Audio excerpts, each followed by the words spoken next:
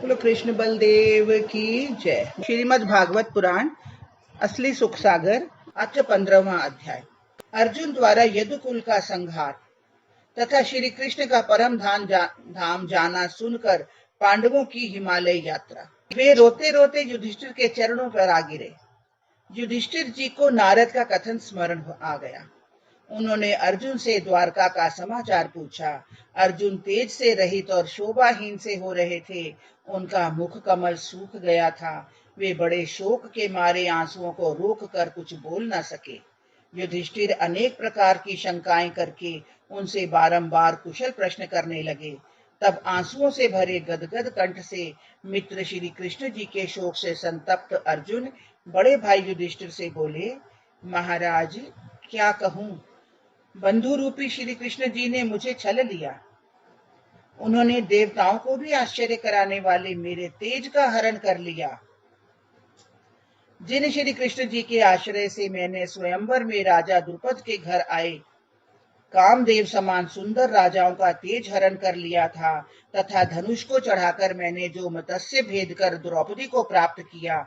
महाराज, जिन श्री कृष्ण जी की सहायता से मैंने मय को परास्त कर दिया, खांडव वन को अग्नि के लिए दिया, अद्भुत शिल्पकार मय द्वारा जो मैंने आपके सभा भवन का निर्माण कराया, आपके राजसूय यज्ञ में राजाओं से अद्भुत भेंट प्राप्त की, वही आज मैं दीन और अनाथ हो गया। महाराज, हाँ, ये वही भीमसेन है जिनमें 10,000 हाथी का बल था, जिन्होंने श्री कृष्ण जी के तेज से यज्ञ के लिए राजाओं के मस्तक पर पैर रखने वाले अत्याचारी जरासंध को मारकर राजाओं की बेड़ी छुड़ाई थी, और जिनके पराक्रम से ही उन राजाओं ने आकर आपके यज्ञ में धनादि से सहायता की थी। यह वही भीमसेन है कि जिनके इन पैरों पर कपटी दुशासन आदि के आंसू गिरे हुए थे। इन्होंने दुष्ट दुर्योधन और दुरात्मा दुशासन से द्रौपदी के उस अपमान का बदला चुका लिया था। जिन्होंने इस पतिव्रता के साथ सभा भवन में जो अत्याचार किए थे, उसके केश पकड़कर खींचे थे। तब मैंने या भीमसेन ने यह जो कुछ किया, सब में जनार्दन श्री कृष्ण जी की ही कृपा और सहायता थी। कहते हैं ना, हम कुछ भी कर पाते हैं तो प्रभु की सहायता के बिना नहीं कर पाते। वो कहते हैं ना, हमने किया, हमने कुछ नहीं किया होता। भला वे श्री कृष्ण हमारे हितैषी कैसे थे? कैसे हितैषी थे वे, जिन्होंने हमारे वनवास के समय दुर्वासा के आने पर अतिथि सत्कार के लिए उन्हें पराजित कर भली भांति लज्जित किया। अहो, उन्होंने एक कण शाक में 84,000 ऋषियों को भर पेट भोजन देने की व्यवस्था कर दी थी।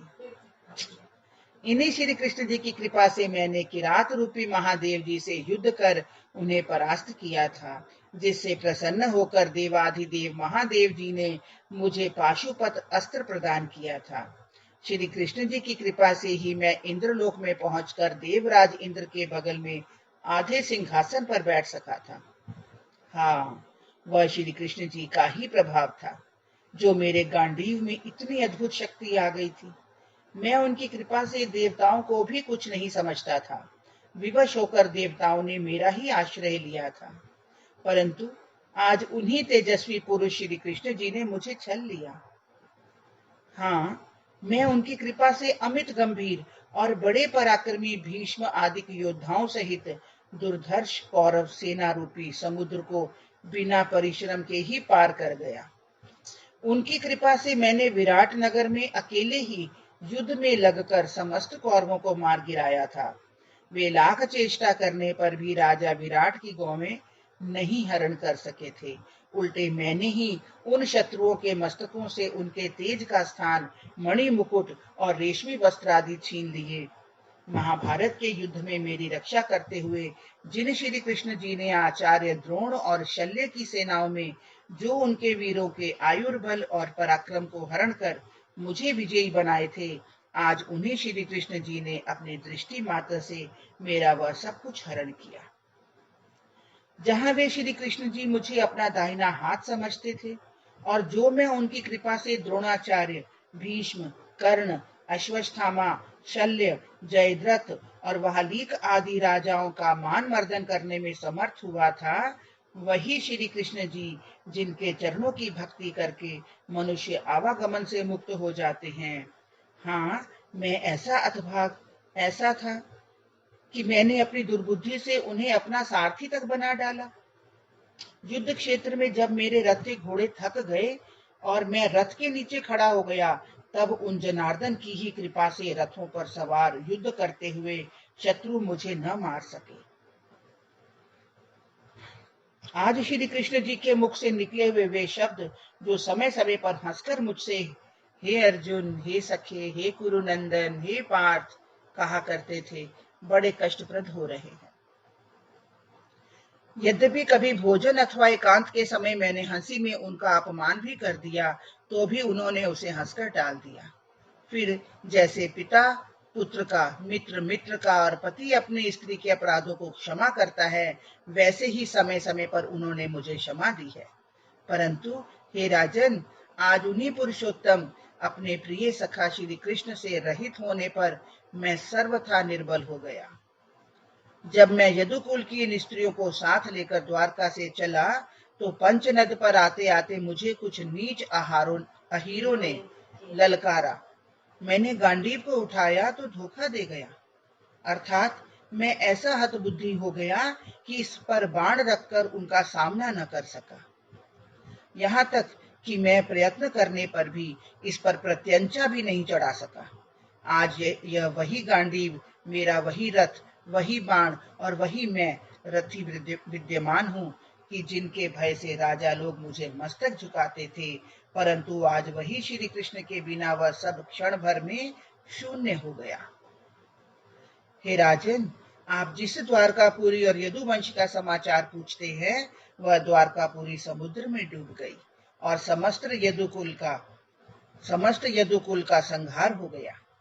सब यदुवंशी शराब पीकर नशे में चूर हो आपस में गाली गलौज करके लड़ मरे।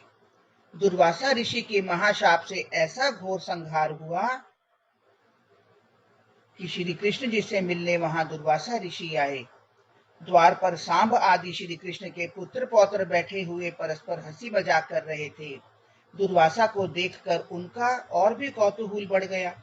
सबों ने सांब को स्त्री बनाकर उसके पेट पर कपड़ा आदि बांधकर ऊंचा कर दिया और उसे खूब सुंदर साड़ी पहना, चद्दर ओढ़ा, महर्षि के आगे खड़ा करके पूछा, हे ऋषि, कहिए इस सांब की स्त्री के पेट में क्या उत्पन्न होगा? ऋषि तो त्रिकालदर्शी थे, वे लड़कों की बात समझ गए। उनको बड़ा क्रोध आया। लड़कों ने बारंबार पूछना आरंभ किया। इससे ऋषि ने कहा, इसके पेट से जो उत्पन्न होगा उसके द्वारा यदुकुल का संहार हो जाएगा।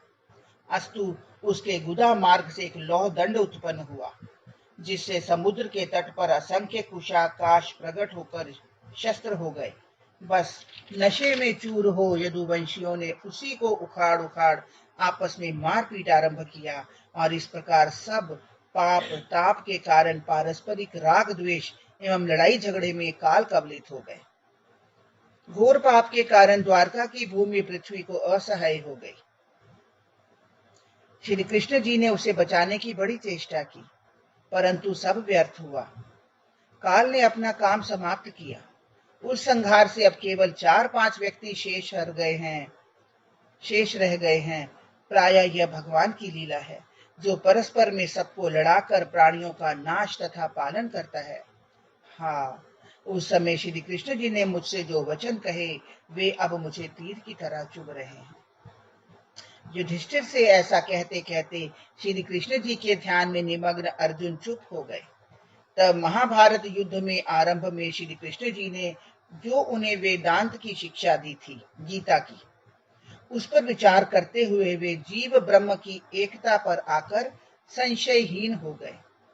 तब अर्जुन के मुख से यदुकुल का नाश और श्री कृष्ण जी की परम धाम यात्रा का समाचार सुनकर युधिष्ठिर ने भी अपने लिए स्वर्ग जाने का विचार स्थिर किया। सूत जी कहते हैं कि हे शौनक, जिस दिन श्री कृष्ण जी ने अपना शरीर त्याग कर वैकुंठ की यात्रा की, उसी दिन अविवेकी लोगों के अधर्म का हेतु कलयुग वर्तमान हो गया। तब निश्चय रूप से कलयुग का आगमन देखकर धर्मराज युधिष्ठिर अपने भाइयों सहित स्वर्ग जाने के लिए उसी समय तैयार हो गए। उन्होंने अपने पौत्र परीक्षित को पृथ्वी का राज सौंप दिया।